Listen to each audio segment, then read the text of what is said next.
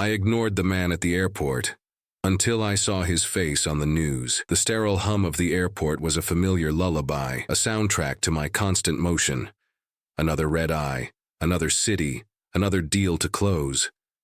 My world was a blur of polished chrome, hushed boardrooms, and the satisfying click of a signed contract. I was good at this. Very good. Ruthless, some whispered, but I preferred to think of it as efficient. Empathy was a luxury I couldn't afford, a soft edge that dulled the blade of ambition. My focus was singular. Win. And winning, in my experience, meant seeing what others missed, anticipating their needs, and often exploiting their vulnerabilities. It wasn't personal. It was just business.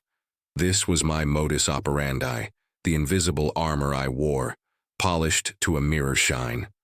My apartment was a testament to my success, sleek, minimalist, devoid of anything that hinted at sentimentality. Even my relationships felt transactional, built on mutual benefit rather than genuine connection. I saw people as pieces on a chessboard, to be moved and sacrificed for the ultimate victory. This mindset, I believed, was the key to my ascent. It was a self-imposed isolation, a fortress built of logic and ambition, and I rarely questioned the cost. The weight of it was invisible, like the air I breathed, and I was utterly unaware of its suffocating presence. I navigated life with a sharp intellect and an even sharper instinct for self-preservation, always scanning for opportunities, always calculating the angles. The human element was a variable I had long since learned to minimize, a distraction from the cold, hard facts that truly mattered. My days were a relentless pursuit of the next objective, the next rung on the ladder, and I saw no reason to deviate from this path. It had served me well, and the rewards were undeniable. The world was a landscape of potential gains and losses, and I was determined to be on the winning side, no matter the collateral damage. This was the man I was, the man I believed I was meant to be. The departure lounge was a chaotic symphony of hurried footsteps and muffled announcements. I was en route to a crucial negotiation, a deal that would solidify my position at the top. My focus was laser sharp, replaying key talking points in my mind, anticipating the counter-arguments. I adjusted my tie, a silent ritual of self-assurance. Then I saw him. He was sitting near the gate, an older man, his clothes worn, his face etched with a weariness that seemed to go beyond mere fatigue. He held a tattered photograph, his thumb tracing the edges with a slow, deliberate motion. He looked up as I passed, his eyes, a startlingly clear blue, meeting mine. There was a flicker of something in them, a quiet desperation, a silent plea. My initial reaction was automatic, honed by years of self-imposed detachment. He was just another obstacle, a distraction from my important mission. He was asking for something, I could tell, though no words were spoken. Perhaps he needed directions, or to borrow a moment of my time. But time was a currency I guarded fiercely, especially on days like this. I offered a curt, dismissive glance, my gaze sliding away as if his presence were an inconvenience, a smudge on the pristine surface of my focus. I felt no pang of guilt, no flicker of curiosity. He was a stranger, and my world was built on minimizing such encounters. I hurried past, my expensive shoes clicking purposefully on the polished floor, a stark contrast to the worn soles of his shoes. The brief interaction, if it could even be called that, was already fading from my consciousness, subsumed by the urgent demands of my own agenda. I found my seat, sinking into the plush upholstery, and pulled out my tablet, already immersed in spreadsheets and projections. The hum of the plane's engines began, a familiar drone that signaled the start of another journey, another conquest. The flight was a blur of activity. I worked, I ate, I slept fitfully. The deal went through, a resounding success. The congratulations were effusive, the bonuses substantial. I felt the familiar surge of accomplishment, the validation of my methods. Yet as the days turned into weeks, a subtle disquiet began to creep in. It started with small things. A fleeting image of those blue eyes, a phantom echo of a silent plea. I dismissed it as fatigue, the residual stress of the negotiation. But it persisted, a tiny, persistent thorn in the side of my carefully constructed world. Then, one evening, Scrolling through the news on my tablet, a headline caught my eye. A local story, a man who had gone missing weeks ago. The accompanying photograph sent a jolt through me, a visceral shock that stole my breath. It was him, the man from the airport. His face, now gaunt and haunted, stared out from the screen. The article detailed his desperate search for his estranged daughter, a young woman who had disappeared after a bitter argument. He had been trying to reach her, the report stated, to apologize, to reconcile before it was too late. He had been seen at the airport, authorities believed, trying to follow her flight to a distant city, his last known attempt to bridge the widening chasm between them. The details were stark, unflinching. He had been found days later, disoriented and weak, having succumbed to exposure after his desperate journey. The article spoke of his quiet determination, his unyielding hope, his profound regret. And then, the finality of it all. He hadn't made it. He had died, alone and unsuccessful, his last moments consumed by the agonizing pursuit of a lost connection. A cold dread washed over me, a feeling so foreign it was almost paralyzing. I remembered his eyes, that unspoken plea. I remembered my own casual dismissal, my self-absorbed haste, the sterile hum of the airport, the polished floors, the urgent ticking of my own clock. It all seemed so incredibly, grotesquely irrelevant now. My victory felt hollow, tainted. The success I had celebrated so heartily now tasted like ash in my mouth. The news report played on repeat in my mind, each word a fresh stab of realization. His blue eyes, the worn photograph, the silent plea. They were no longer abstract images, but the tangible markers of a life extinguished, a life I had so carelessly brushed aside.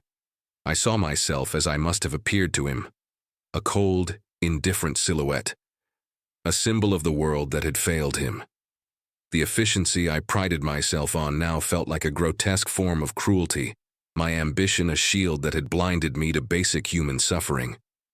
I replayed our brief encounter countless times, each iteration revealing a deeper layer of my own callousness. I had been so consumed by my own journey, my own destination, that I hadn't seen the desperate human being standing in my path. His story wasn't just a news item. It was a mirror reflecting back a distorted, unlovably self-centered version of myself. The weight of it settled heavily in my chest, a physical ache that made it difficult to breathe. I tried to rationalize, to tell myself I couldn't have known, that I was only one person, that my time was limited. But these were hollow justifications, flimsy excuses that crumbled under the crushing weight of the truth. I had made a choice born of habit and ingrained indifference, and that choice had had consequences, devastating consequences I could no longer ignore. The polished veneer of my success began to crack, revealing the emptiness beneath. My world, once so clearly defined by the lines of profit and loss, now seemed shrouded in a fog of regret. The sharp edges of my ambition had dulled, replaced by a gnawing sense of shame. The next few days were a blur of internal turmoil. I went through the motions, meetings, calls, reports, but my mind was elsewhere, lost in the labyrinth of my own failing. Sleep offered little respite, my dreams haunted by the echoing blue eyes and the silent plea. The city, once a vibrant stage for my triumphs, now felt oppressive, each bustling street a reminder of the countless lives I had never truly seen, never truly acknowledged. I found myself staring out of my office window, the cityscape a distant, hazy panorama that no longer held any allure. My usual drive, the relentless pursuit of the next big win, had evaporated, replaced by a profound weariness. I looked at the people around me, their faces a mixture of hope, anxiety, and everyday concerns. And for the first time, I saw them not as competitors or subordinates, but as individuals, each carrying their own burdens, their own silent stories. The thought of my own pursuits, my relentless ambition, felt almost absurd, a childish game played on a stage of profound human experience. I was trapped in a gilded cage of my own making, surrounded by the spoils of my success, yet feeling utterly bankrupt. The realization was a quiet, devastating tremor, shaking the foundations of everything I thought I knew about myself. I had been so focused on climbing, on achieving, that I had forgotten how to simply be human, how to connect, how to care.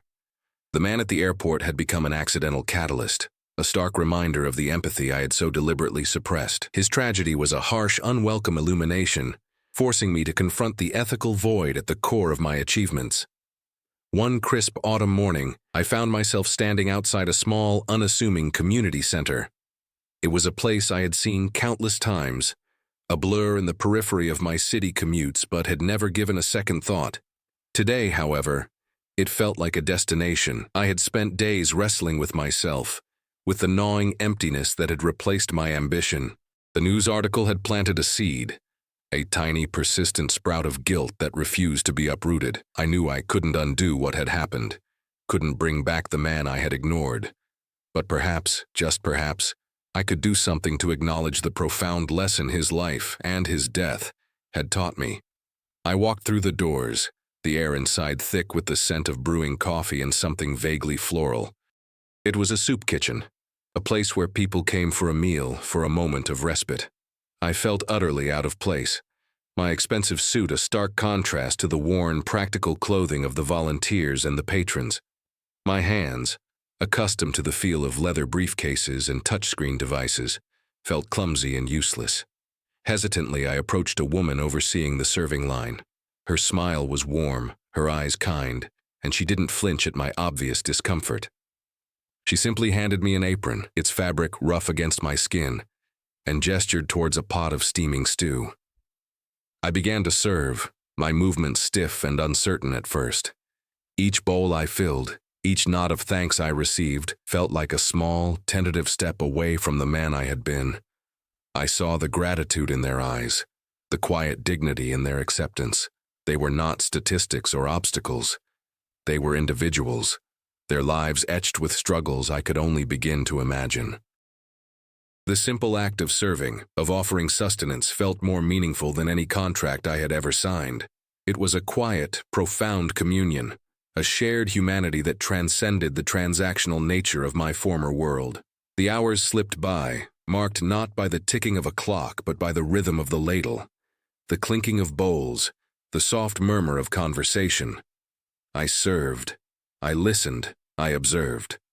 I saw the worn hands of a woman carefully spooning soup for her child, the weary but hopeful smile of a man who had lost his job, the quiet resilience of an elderly woman who offered a gentle nod of thanks. These were not the faces I usually encountered, the faces of power and influence, but the faces of everyday struggle, of quiet perseverance. There was no pretense, no artifice, just the raw, unvarnished truth of human existence. And in their shared vulnerability, I found a strange sense of belonging. The sharp edges of my ambition had been worn smooth by the simple, repetitive act of service. The gnawing emptiness within me began to recede, replaced by a quiet sense of purpose. I was no longer just a cog in a machine, driven by the insatiable need to win. I was a part of something larger, something more meaningful. The man at the airport, the one I had so readily dismissed, had inadvertently led me here. His story, a tragedy born of misunderstanding and indifference, had become a profound, albeit painful, awakening. I had spent years chasing success, defining myself by my achievements, my ability to outmaneuver and outlast others. But in this humble soup kitchen, surrounded by those who had little, I felt a richness I had never known. It wasn't the wealth of possessions or status, but the wealth of connection, of shared humanity, of a dawning empathy. The world, once a chessboard, now felt like a tapestry, woven with countless individual threads, each one precious and deserving of care. As the last of the patrons departed, leaving behind only the lingering scent of food and the quiet hum of cleanup, I removed my apron. My hands were stained, my suit rumpled, but my spirit felt lighter than it had in years. The frantic need to achieve, to conquer, had finally quieted, replaced by a gentle, persistent awareness. I understood now that true success wasn't measured in dollars or deals, but in the quiet impact we have on each other.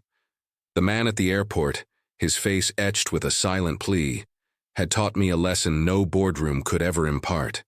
He had shown me the cost of indifference, the devastating consequences of seeing people as obstacles rather than fellow travelers. I had been so focused on my own ascent that I had become blind to the humanity around me, to the quiet struggles and unspoken needs of others. My empathy, long dormant, had been brutally awakened, not by a lecture or a self-help book, but by a profound, heartbreaking encounter. I left the community center not with the triumphant swagger of a deal closed, but with a quiet, profound sense of humility.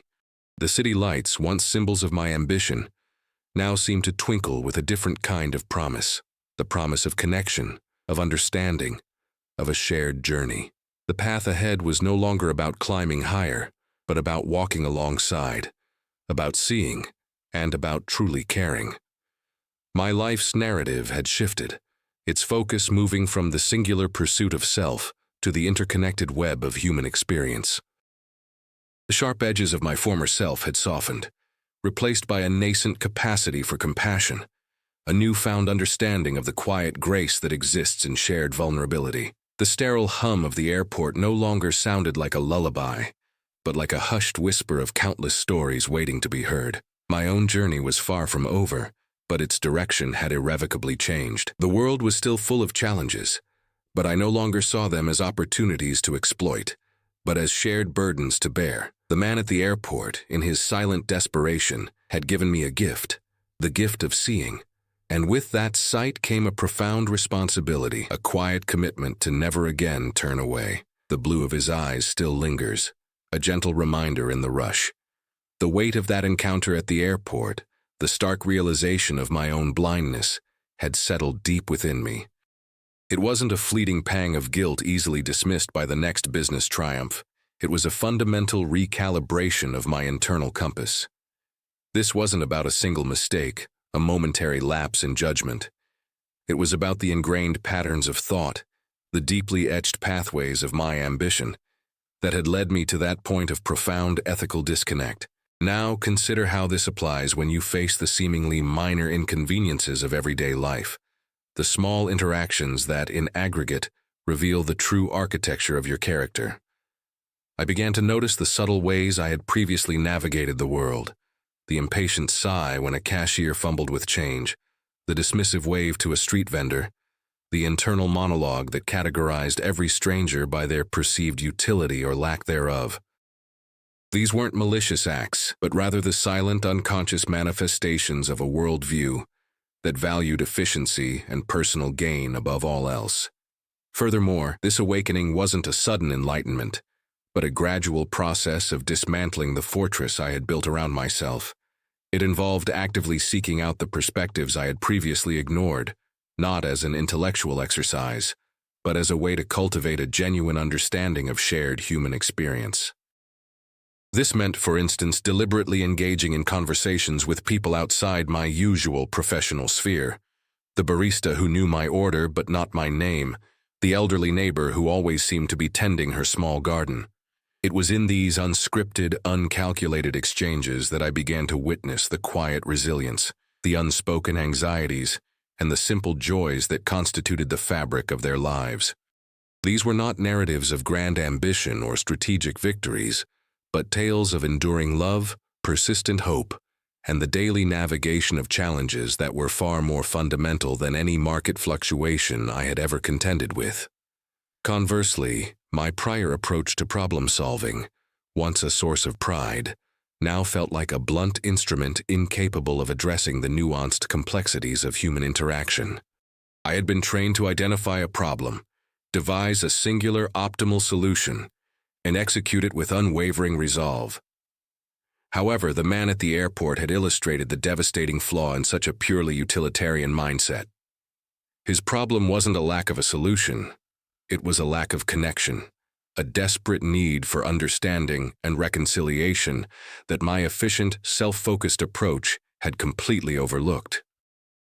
Consequently, I started to approach situations not with the immediate goal of fixing them, but with a willingness to simply be present, to listen without judgment, and to acknowledge the emotional landscape of those involved. This shift required a conscious effort to override my ingrained instinct to immediately offer advice or assert control, and instead, to embrace the vulnerability of not having all the answers, of simply being a witness to another's journey. Another crucial layer to this evolving perspective involved recognizing the intrinsic value of every individual, irrespective of their social standing or perceived contribution to my own goals. My previous worldview had, in effect, created a hierarchy of human worth, with myself and those who mirrored my ambition at the apex, and everyone else occupying progressively lower rungs. The encounter at the airport shattered this illusion.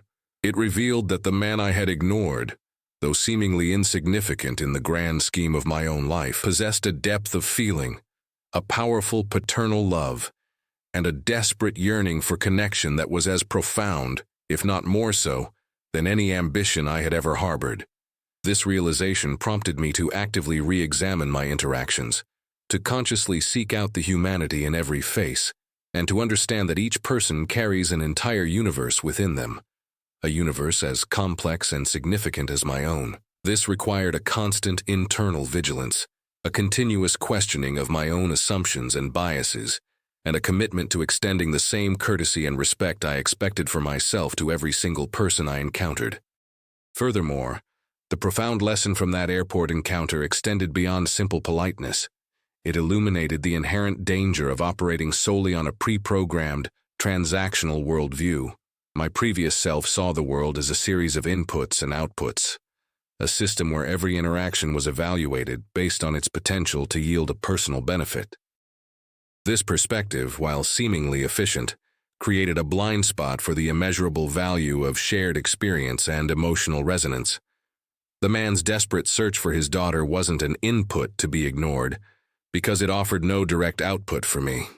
It was a raw human need, a testament to the enduring power of familial bonds, a narrative far richer and more complex than any business projection. Now, consider how this applies when you encounter someone struggling with a task you find simple, or when faced with a request that seems inconvenient. Instead of defaulting to the efficient dismissal, pause to acknowledge the unique human context of their situation, recognizing that their present difficulty doesn't negate their inherent worth or the potential for a meaningful connection. Building on this, however, the awakening wasn't about abandoning ambition or efficiency entirely, but about recontextualizing them. My drive to succeed was not inherently flawed. It was the ethical framework within which that drive operated that needed radical revision. The pursuit of excellence could and should coexist with a deep-seated empathy. The key lay in shifting the focus from winning at all costs to winning with integrity, understanding that true success is not solely about personal accumulation, but about contributing positively to the collective human experience. This meant actively seeking opportunities to leverage my skills and resources, not just for personal gain, but for the betterment of others, even in small, seemingly insignificant ways. Think about how you might approach a challenging project at work now. Instead of solely focusing on the quickest path to completion, consider the impact on your colleagues, the potential for collaboration, and how the project's success can uplift the team as a whole, fostering a sense of shared accomplishment rather than individual triumph. Consequently, the impact of that airport encounter began to ripple through my understanding of professional relationships. I had previously viewed colleagues as instruments, tools to be utilized in the pursuit of corporate objectives. This transactional approach fostered an environment of superficiality, where genuine connection was sacrificed for perceived strategic advantage. The man's quiet dignity, his unwavering devotion to his daughter even in the face of his own hardship, offered a stark contrast. It highlighted the power of genuine human connection, the bedrock upon which true collaboration and mutual respect are built. Now consider how this applies when you are leading a team or collaborating on a shared goal. Instead of merely delegating tasks and measuring outcomes, actively invest in understanding the individual strengths, aspirations, and challenges of each person. This doesn't require delving into personal lives, but rather demonstrating a sincere interest in their contributions and well-being, thereby fostering an environment where trust and mutual support can flourish, leading to more profound and sustainable success. Conversely, the experience forced a critical reevaluation of my own internal dialogue. For years, I had engaged in a constant stream of self-justification, rationalizing my ruthlessness as necessary pragmatism. The memory of the man's pleading eyes served as a powerful counterpoint to this internal narrative. It was a visceral reminder that my actions had real-world consequences, impacting lives in ways I had previously chosen to ignore. This realization necessitated a conscious effort to cultivate a more introspective and ethically grounded internal monologue. Now consider how this applies when you find yourself making a decision that might have negative implications for others. Instead of immediately seeking justifications, pause to ask yourself, what is the human cost of this choice? Am I acting with genuine consideration for those who might be affected? This internal interrogation, though sometimes uncomfortable, is essential for preventing the erosion of one's moral core and ensuring that ambition remains tethered to ethical responsibility. The initial jolt of recognizing the man on the news was merely the first tremor. What followed was a slow, seismic shift in my perception of consequence. Before, consequence was an abstract concept tied to market fluctuations or the success of a merger. It was a tangible, quantifiable metric that I had mastered. But now, consequence was personal, visceral, and deeply ethical. It was the chilling realization that my casual dismissal, my self-imposed blindness, had contributed, however indirectly, to the extinguishing of a human life. This wasn't about a missed opportunity for profit. It was about the profound moral weight of my indifference.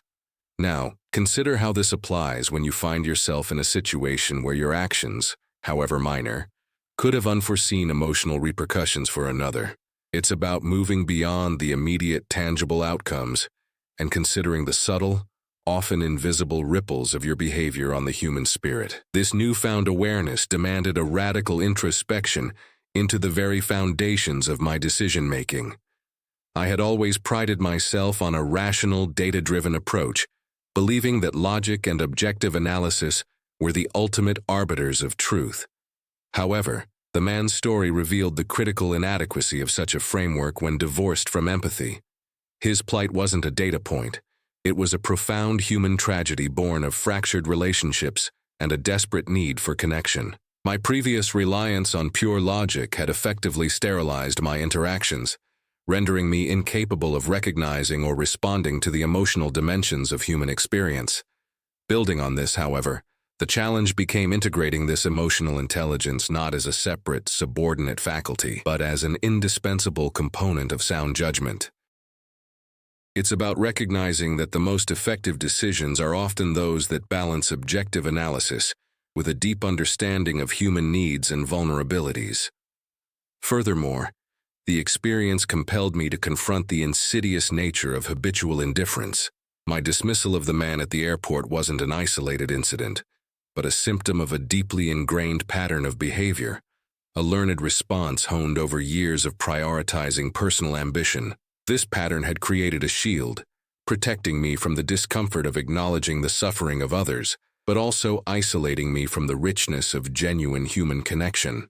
Now, consider how this applies when you observe someone visibly struggling or in distress, and your immediate impulse is to look away or to rationalize their situation as not your concern. It's about actively challenging those ingrained habits, consciously choosing to engage, to offer a moment of recognition or support, thereby breaking the cycle of passive indifference and fostering a more compassionate response. Conversely, the profound impact of this ethical awakening has been the redefinition of success itself. Previously, success was measured by external validation, financial gains, professional accolades, the acquisition of status symbols. These metrics, while quantifiable, were ultimately hollow, failing to address the deeper human need for meaning and connection. The man's story, in its tragic simplicity, offered a starkly different perspective. His desperate journey to find his daughter, his unyielding paternal love, spoke of a success measured not in material wealth, but in the enduring strength of human bonds and the profound impact of love and forgiveness. Consequently, the pursuit of success now involves a conscious effort to imbue my actions with a sense of purpose that extends beyond personal achievement. It's about seeking out opportunities to contribute positively to the lives of others, to foster genuine connections, and to leave a legacy not of material possessions, but of compassion and understanding. This shift in perspective has transformed the very nature of my pursuits, infusing them with a deeper sense of meaning and fulfillment that transcends mere accomplishment. The realization that ethical considerations weren't an optional add-on, but an intrinsic component of effective action was a turning point. My previous approach, focused on achieving objectives with ruthless efficiency, had inadvertently created a vulnerability, a detachment from the human element that was crucial for sustainable success. This detachment wasn't merely a personal failing. It had tangible consequences in my professional life, leading to strained relationships, missed opportunities for genuine collaboration, and a pervasive sense of isolation, even amidst outward success. Now consider how this applies when you're tasked with implementing a new strategy in a team environment. Instead of solely focusing on the logistical rollout and projected outcomes, pause to consider the emotional readiness of your team. Are they feeling heard? Do they understand the why behind the change, not just the what? Addressing these human factors, fostering a sense of shared purpose and psychological safety, is not a deviation from the objective. It's the very engine that drives its successful and lasting implementation. The world, once perceived as a chessboard of competing interests, is now seen as a complex tapestry, intricately woven with countless individual threads. Each interaction, no matter how brief or seemingly insignificant, carries a weight, a potential to shape and be shaped. The efficiency I once prized has been redefined, not by speed or singular focus, but by the depth and authenticity of connection. This evolution is not about abandoning the drive for excellence, but about infusing it with a profound sense of ethical responsibility, recognizing that true progress is not merely about individual advancement, but about the collective elevation of the human spirit. The lessons learned are not a set of rules to be followed, but a fundamental shift in perspective, a continuous practice of seeing the world and its inhabitants with a renewed sense of compassion and interconnectedness. The true practice begins now.